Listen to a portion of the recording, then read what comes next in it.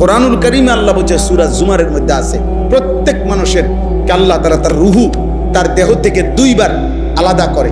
একবার চূড়ান্তভাবে মালাকুল মউত আজরাইল দিয়া, আর দ্বিতীয় খোদার কসম আল্লাহ বলছে প্রত্যেকবার বান্দা যখন ঘুমায় আল্লাহ তার রুহুটা তার দেহ থেকে আলাদা করে নেয়।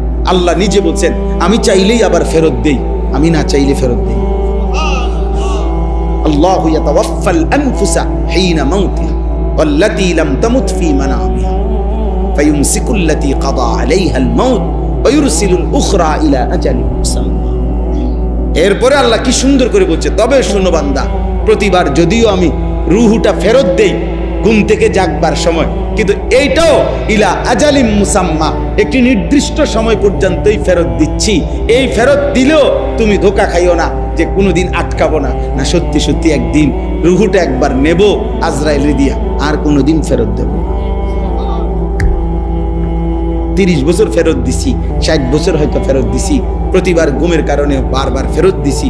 এটা দেখে মনে করো না যে আমি প্রতিবার, না, একদিন এমন আসবে যেদিন আমি নেব রুহুটা, সেদিন আমার দেব।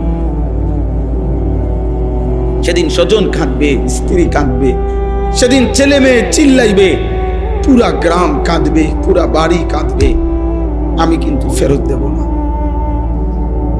ছোট্ট বাচ্চা, কোলের বাচ্চার কান্নাও আমি আল্লাহ তাআলার দয়া আর হবে না, আমি আর ফেরত দেব।